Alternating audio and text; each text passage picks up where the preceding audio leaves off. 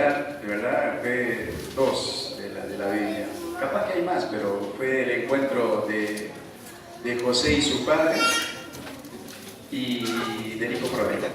Fue esos dos, pero me hizo llorar. Así que nada, vamos entonces a invitarle a Jordi. Jordi, que Dios te acompañe en esta mañana, que el Señor te bendiga y el tiempo es tuyo.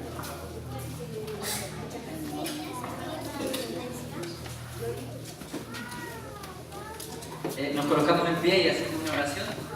Si le pedimos la autorización al Padre de abrir la palabra de Dios. ¿Qué le parece si le agarramos la manito aquí está a nuestro lado? Así hacemos una oración.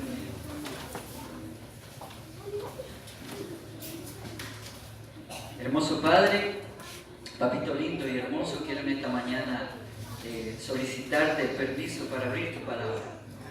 Y esto de solicitarte parece muy cuadrado, pero no es porque tú seas un tirano, Señor, sino porque queremos que en tu poder tú abras nuestro corazón y nuestra mente para entender lo que tú tienes para nosotros.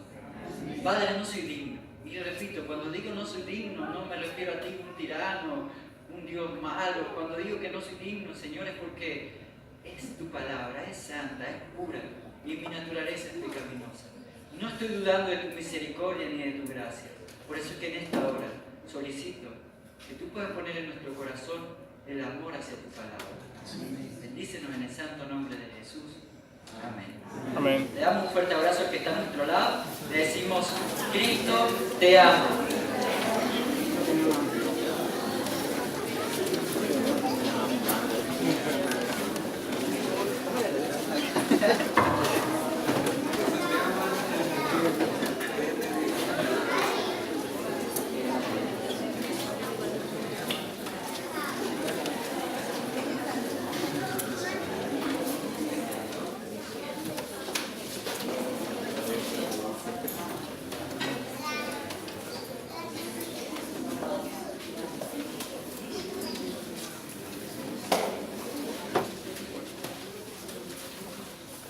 Bien. Feliz sábado. Se responde de la siguiente manera. Les voy a dar una pista. Excelentemente bien, ¿va? Así que a la de tres yo voy a preguntar cómo están y van a responder excelentemente bien. Bien, querida familia, ¿cómo están? Excelentemente bien. ¿Cuántos dicen amén? Amén. El Evangelio según San Lucas capítulo 15. Abrimos nuestras palabras. En el capítulo 15, según San Lucas, versículo 20.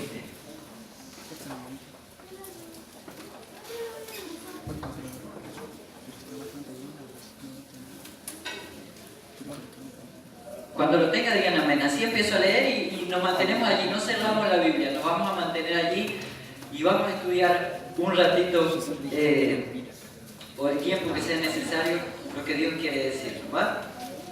Amén. ¿Quién más? Amén. ¿Quién más lo tiene? Amén. Va. Yo espero, no pasa nada. Lo tenemos todo. Dice el Evangelio según San Lucas, capítulo 15, versículo 20. Comienza con una I. Y levantándose, vino a su padre. Y cuando aún estaba lejos, lo vio su padre. Y fue movido a misericordia. Y corrió y se echó sobre su cuello y le... ¿Quién besó a quién? El Padre. Siempre me gusta comenzar con el versículo para que vaya Dios por delante, ¿va?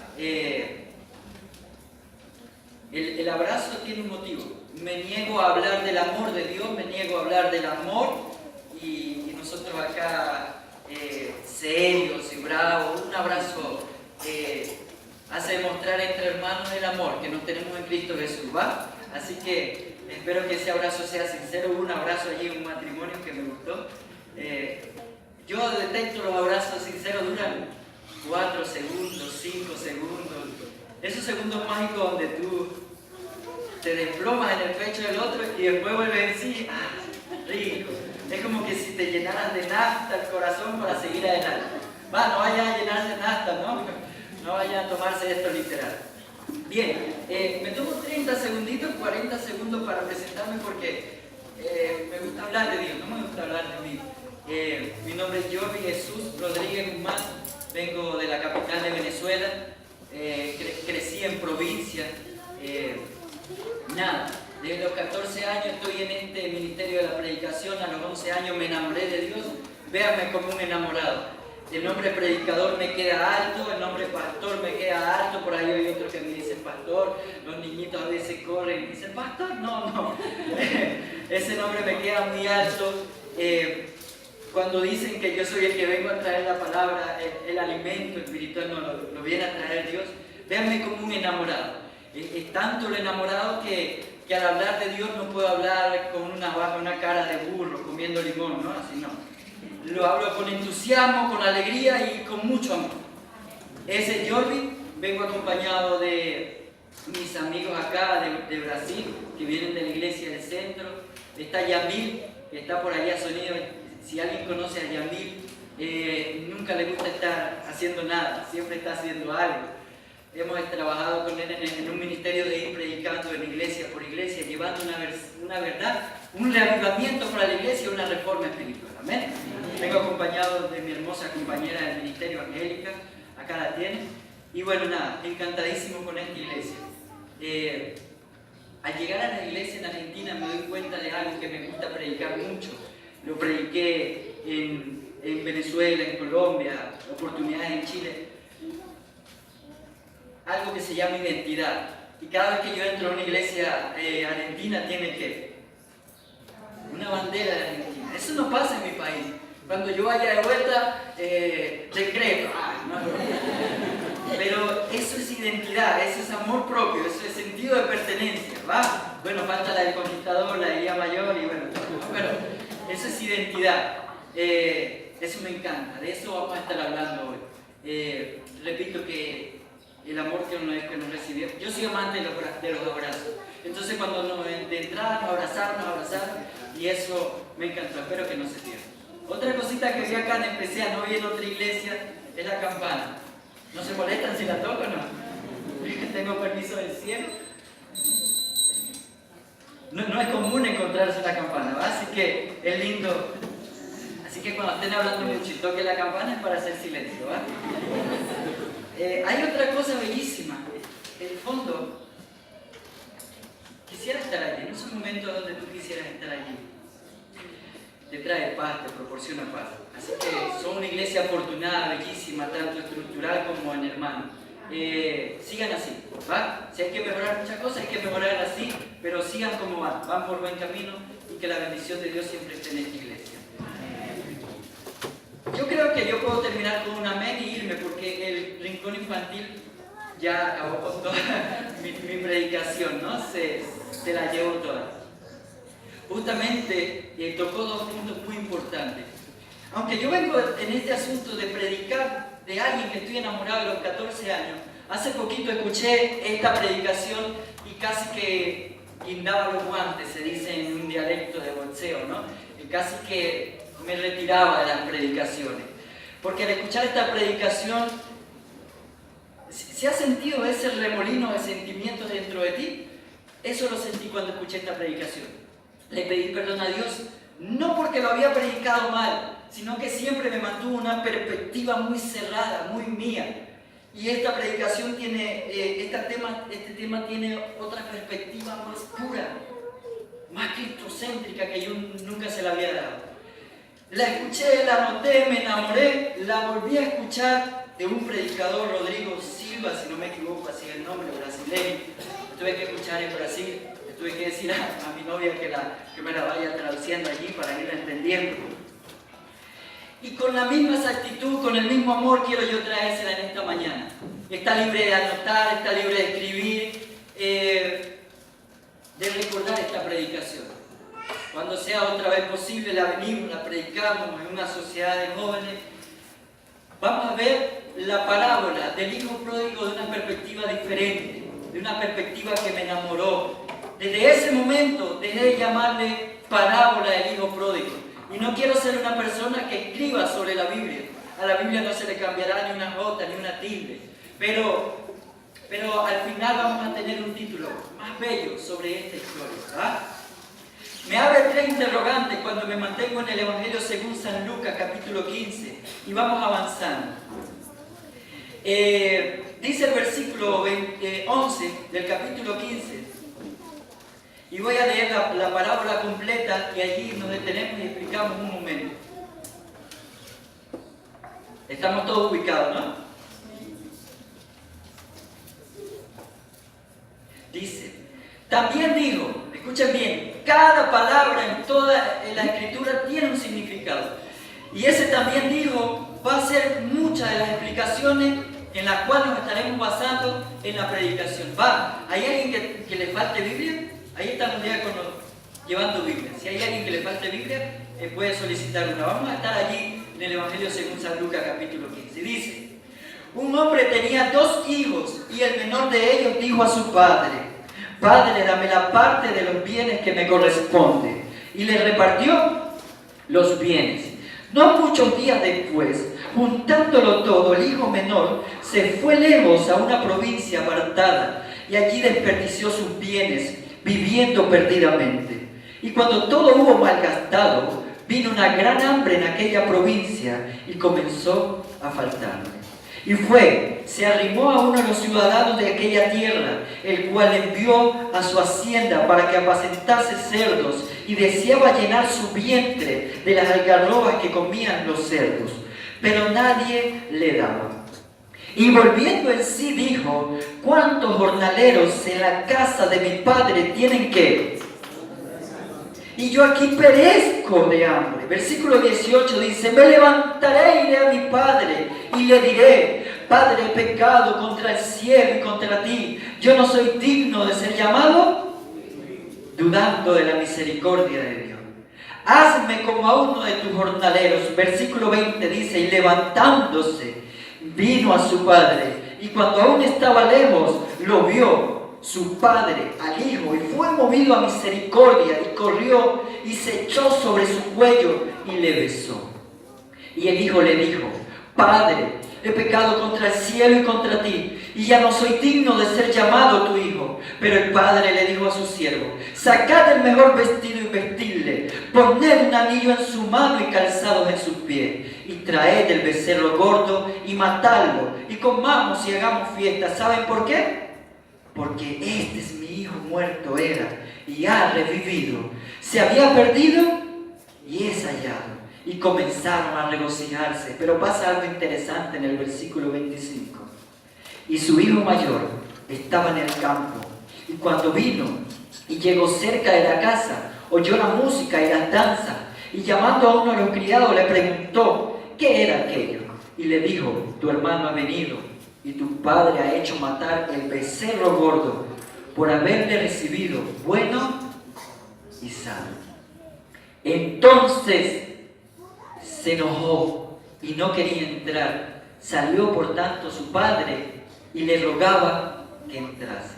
Mas él respondió y dijo al padre, he aquí tantos años te sirvo, no habiéndote desobedecido jamás, y nunca me has dado ni un cabrito para gozarme con mis amigos. Pero cuando vino tu hijo, que ha consumido tus bienes con ramera, has hecho matar para él un becerro gordo. Y entonces le dijo, hijo, tú siempre estás conmigo, y todas mis cosas son tuyas.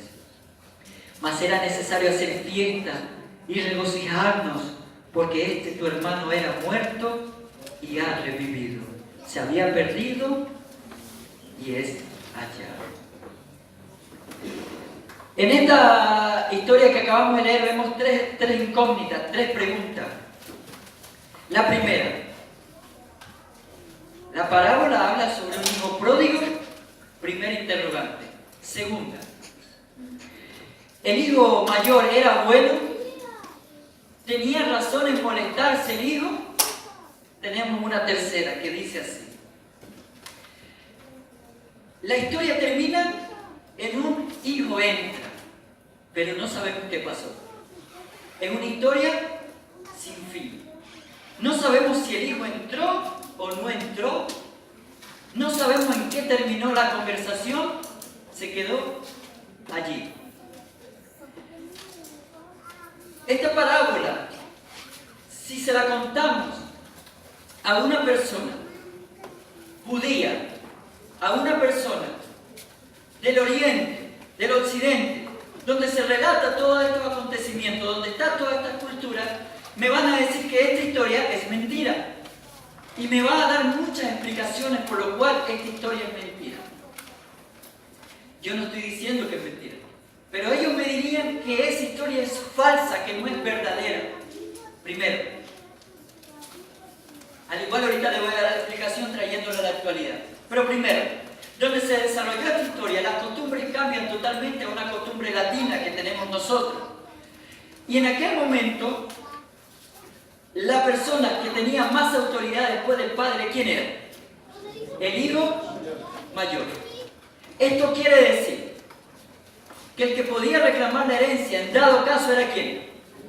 Por ahí me fuesen dicho que era falsa la historia. Segundo, yo creo que esto no es nada más allá, esto también es acá. Si viene un hijo tuyo y te dice, dame mi herencia, dame la parte que me corresponde, ¿qué te está diciendo? Tú para mí estás muerto, o tú para mí moriste. Lo que cambia de la cultura es que aquí en la cultura latina eso es normal, que los hijos le digan eso a los padres sin que le vuelen una cachetada en la cara. Pero en aquella cultura no es común, y ya les explico por qué. Aquí yo he visto hijos diciéndole a papá, ya no te amo, eres mala mamá, eres mal papá, no me quieres comprar la bicicleta que quiero, el carro que quiero. Y el papá como que, no me importa. Pero en el occidente, en el oriente, no, ustedes se ríen, pero es verdad. Yo chiquito recuerdo que le dije a mi abuela, ella me crió y le dije a mi abuela, me voy de casa, ya no te quiero. ¿Y saben qué hice? Hice mi maleta, guardé mi ropa, ni siquiera sabía doblar la ropa, la metí y empecé a caminar fuera de casa y yo veía que ella no sentía nada, no lloraba, no me decía, hijo, no te vayas, y yo me voy. Y abría la puerta lentamente. Cuando yo crezco me doy cuenta que ella sabía que yo, ¿para dónde iba a ir? No tenía dónde ir. Y podía pasar un día en la calle y en la noche me iba a dar frío y iba a volver. Pasé largas horas en el porche de la casa, enfrente de la casa, y ella me decía, ¿el almuerzo está listo? Yo con hambre. Eso pasa en nuestra cultura. Pero en aquella cultura, si un hijo ofendía a un padre, y más si no era el primogénito, esta persona era digna de muerte.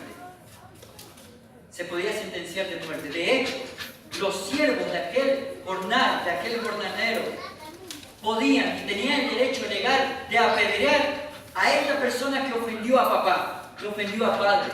O sea que el hijo pródigo menor merecía que, cuando le dice, tú para mí estás muerto, dame los bienes que me corresponden, ya no quiero saber nada de ti, lo estaba ofendiendo grandemente.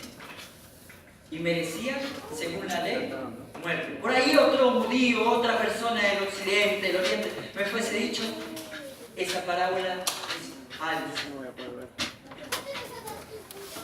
Si la llevamos al estado actual, sería así. Usted, mi hermano, tiene una empresa y tiene dos hijos.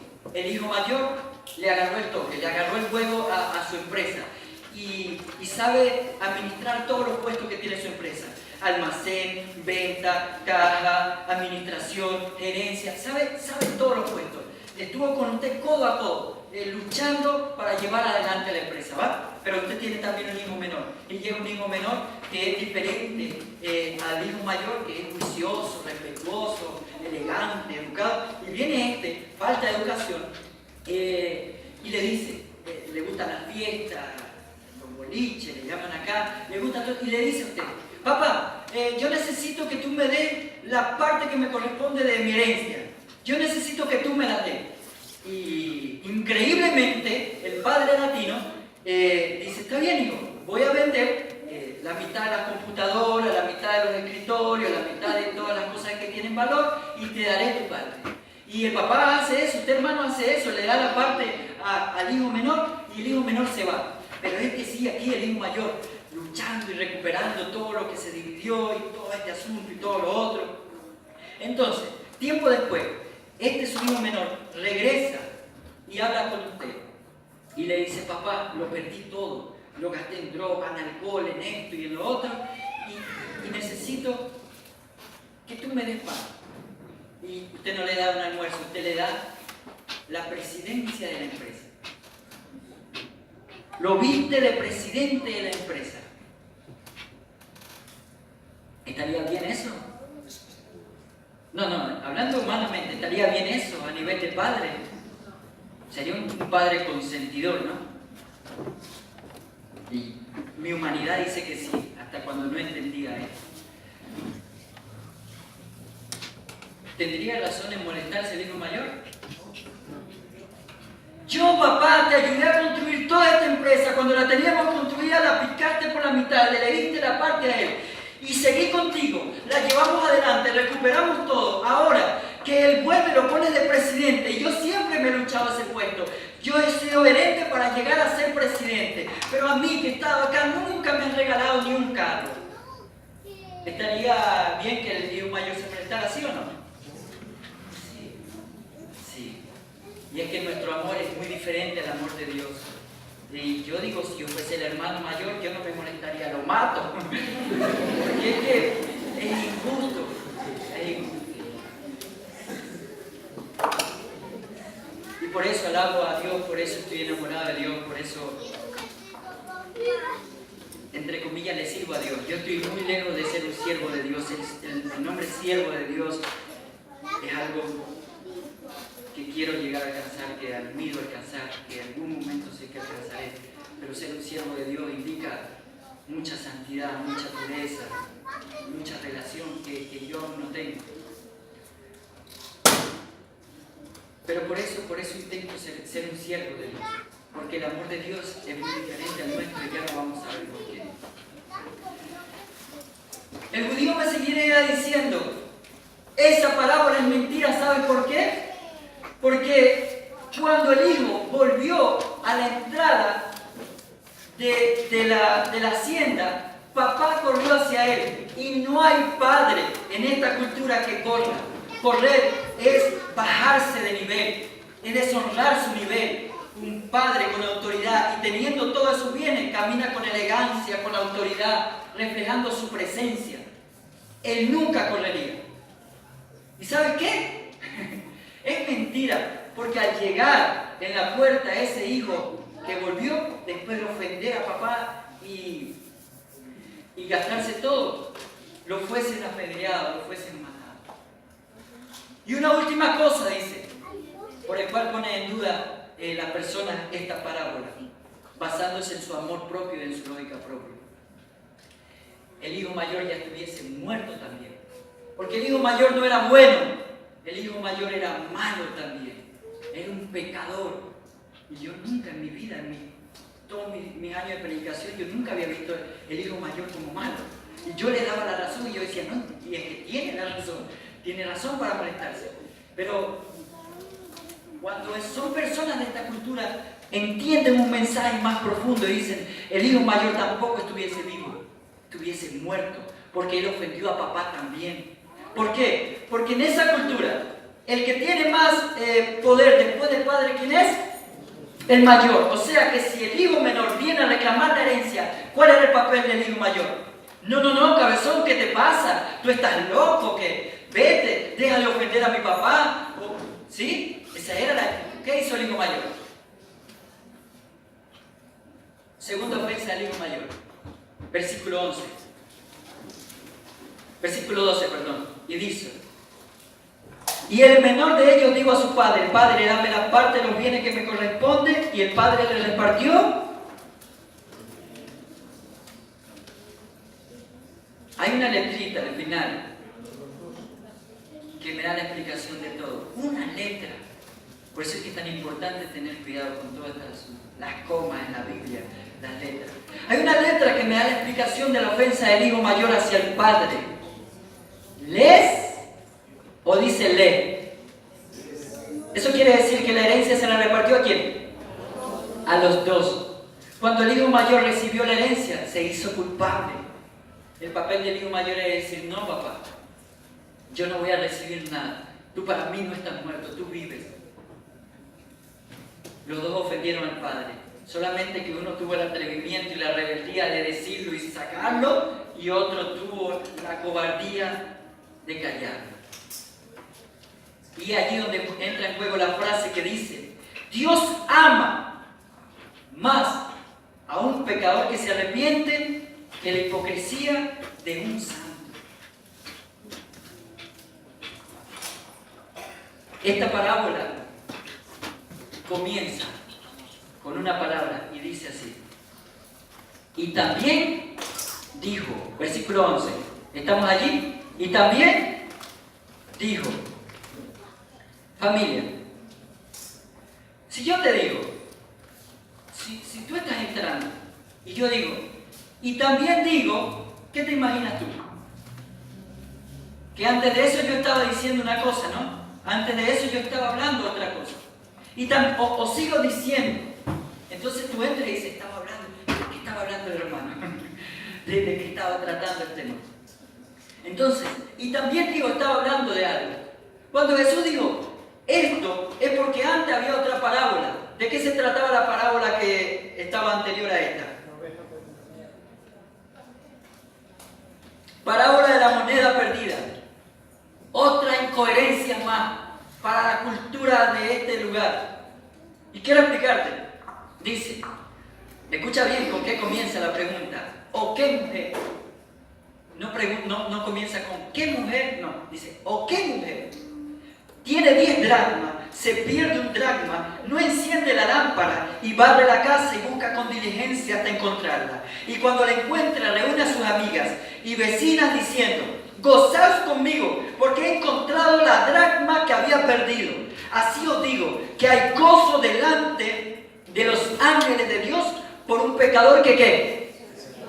Hermana, yo le hago una pregunta sincera. ¿Usted haría una fiesta porque encontró un peso, una monedita de un peso que se le perdió en su casa? No, yo no haría una fiesta. De hecho, me saldría más cara la fiesta que lo que encontré. Pero para aquel tiempo un dracma significaba la salvación de esta persona. Cuando tú te casabas, por misericordia y gracia de Dios, ya eso no existe. Pero cuando una mujer se casaba, el esposo tenía que pasarle un sueldo al padre de la esposa. Y gracias a Dios eso terminó, eso acabó. Saldría muy caro el presupuesto. Cuando el padre de esta jovencita recibía el sueldo del esposo, el padre cierta parte se la pasaba ¿a quién? A la hija.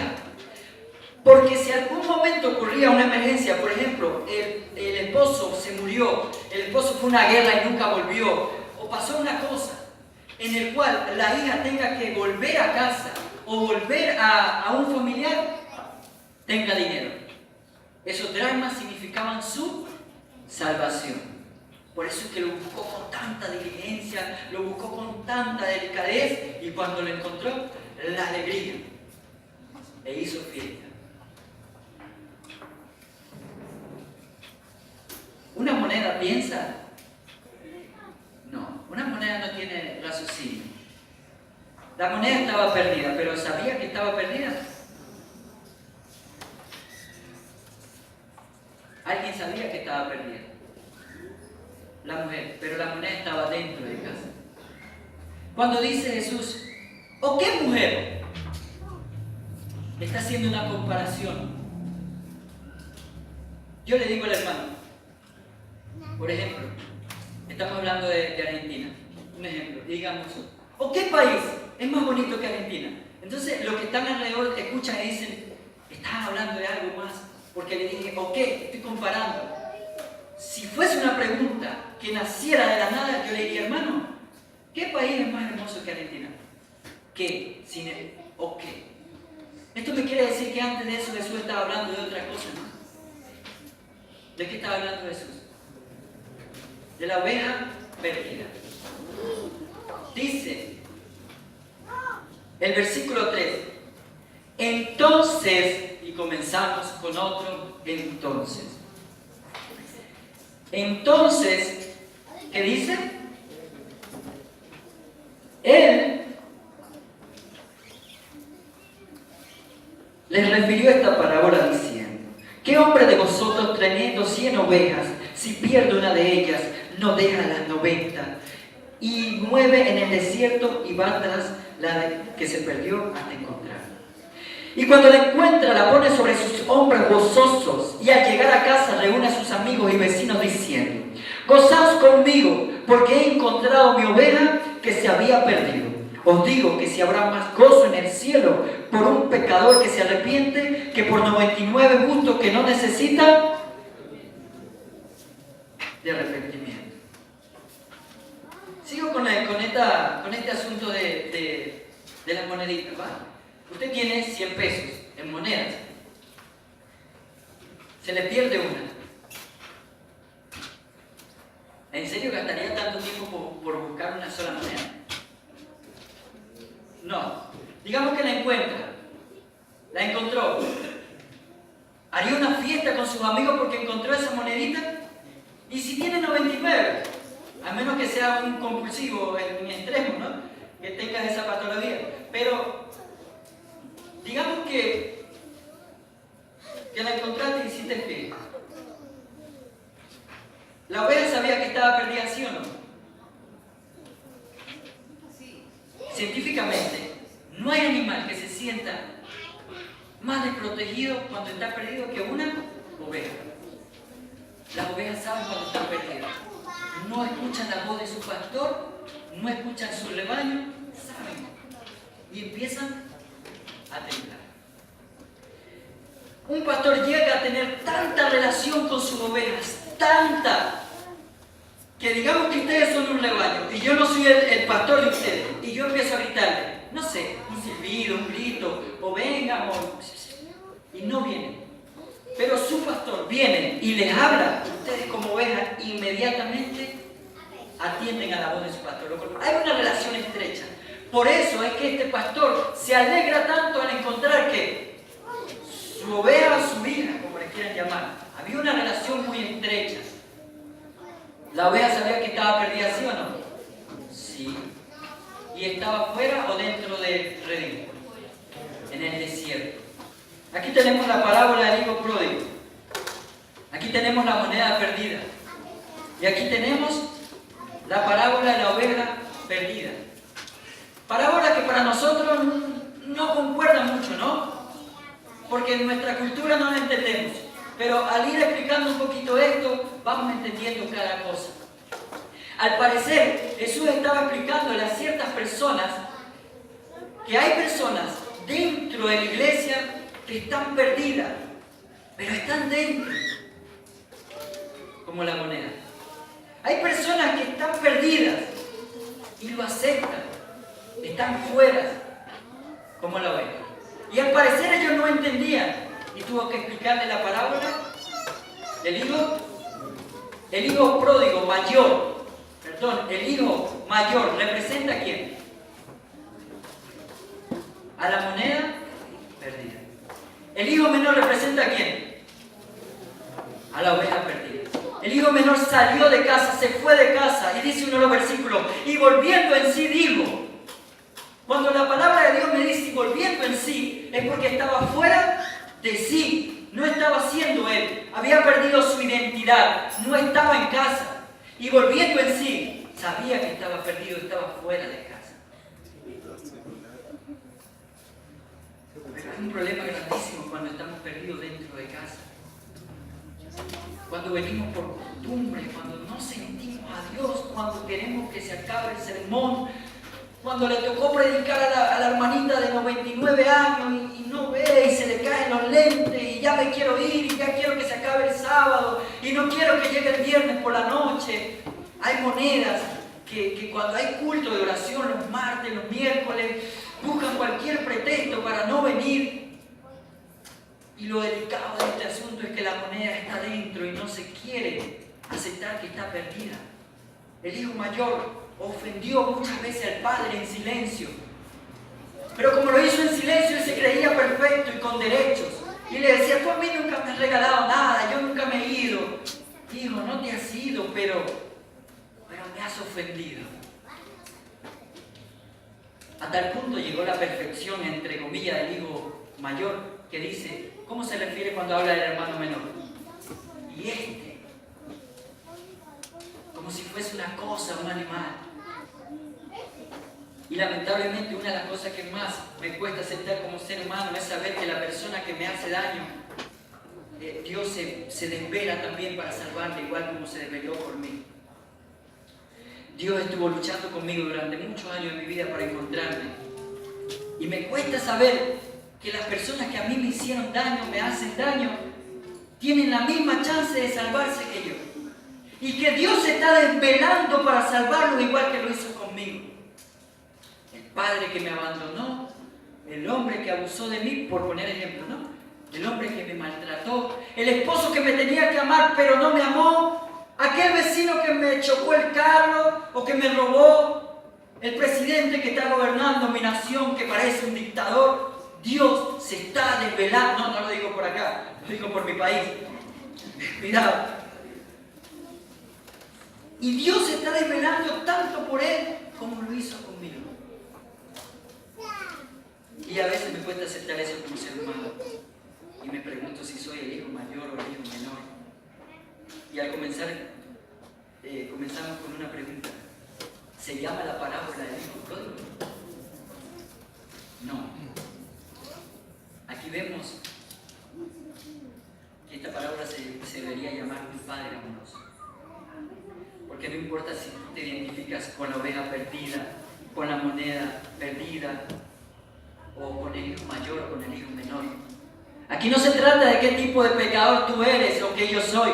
No se trata de la cantidad de pecados que hayas cometido, o si fue grande o si fue pequeño.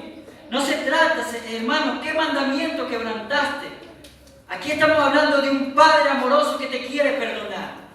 Que no le importó su posición de presidente de la empresa. Salió corriendo, ¿sabes por qué? Para que no te apedrearan, para que no te mataran. Salió corriendo. Y no solamente eso.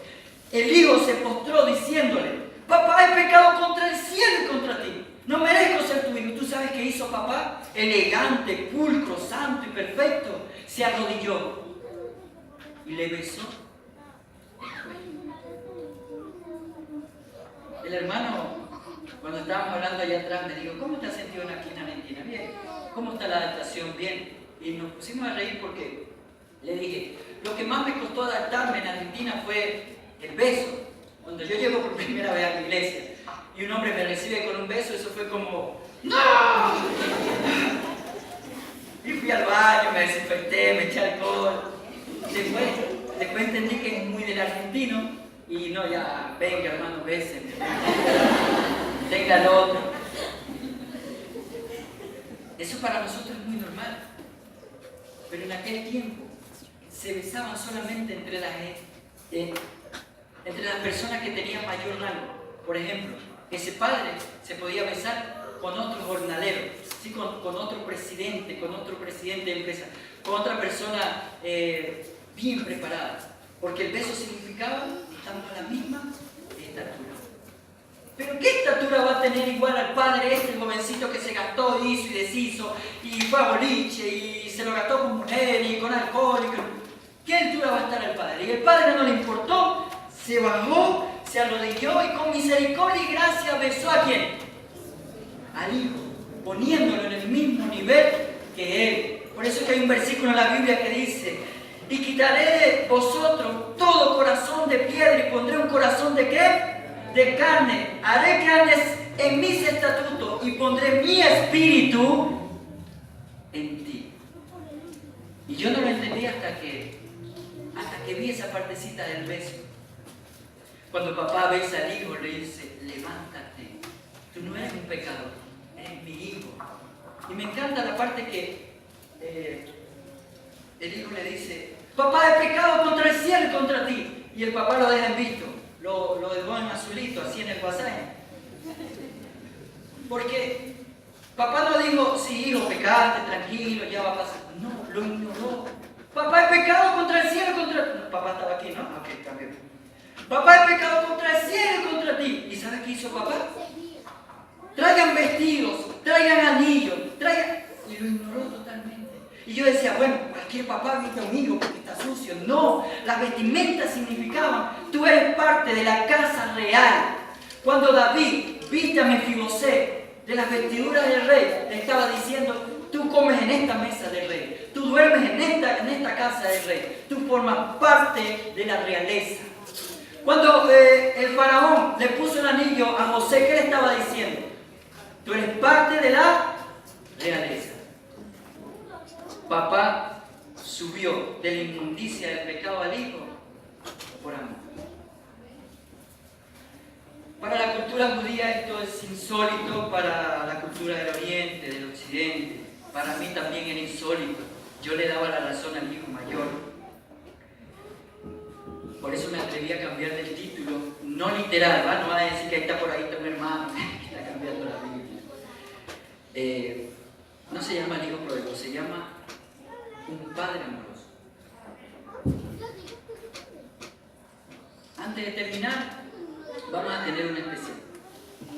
Después del especial, vamos a terminar con una pequeña conclusión y aceptaremos el llamado que Dios nos haga. ¿Amén? Amén. Así que mi evangelio. Máximo. Vamos a ver el otro micrófono. El azul, ¿no? ¿Mandamos a ver? ¿Feliz sábado? No, ya. ¿Qué pregunta?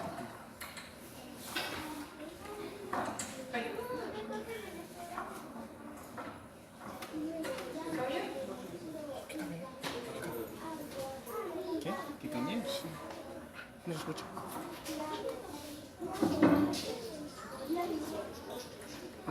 El amarillo. Sí, es el amarillo. Oye, ¿Listo, no? A ver.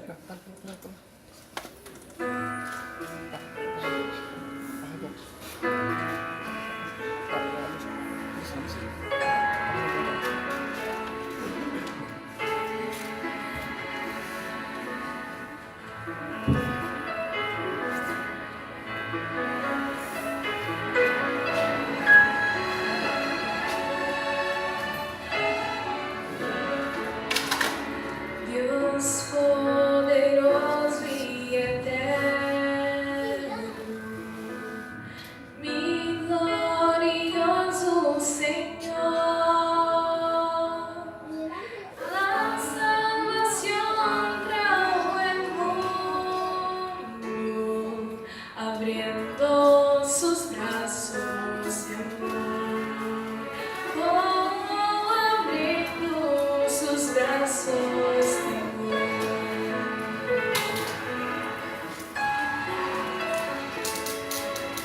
Dios Salvador y amigo, eterno Consolador, trae esperanza al fin y paz a su corazón. Oh, y paz a su corazón. Santo y grandioso es tu nombre, digno de todo honor. Dios creador del universo, maravilloso Señor. Oh, maravilloso Señor.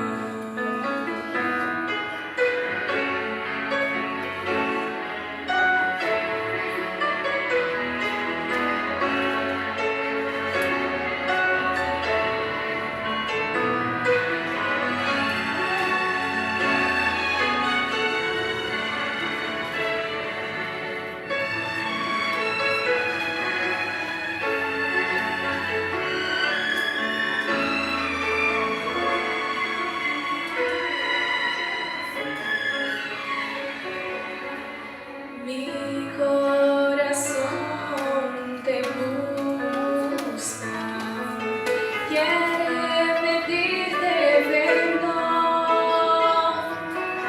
y ante tu presencia pongo mi vida en tus manos. Oh, pongo mi vida en tus manos.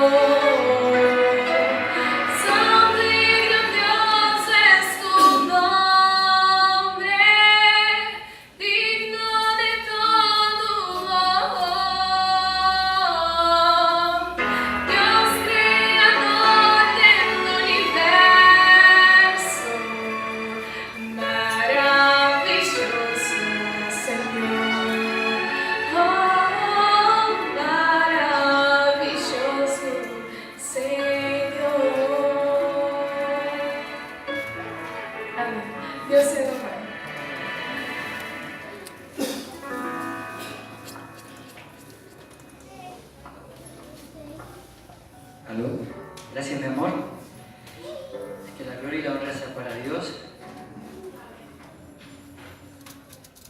Esta letra al principio del tema y ahora en este momento habla lo maravilloso que es Dios. Me encantaba, se lo digo con sinceridad, me encantaba esa parte donde yo decía, y el hijo pródigo, un pecador, y mire el hijo mayor, buen comportamiento. Me encantaba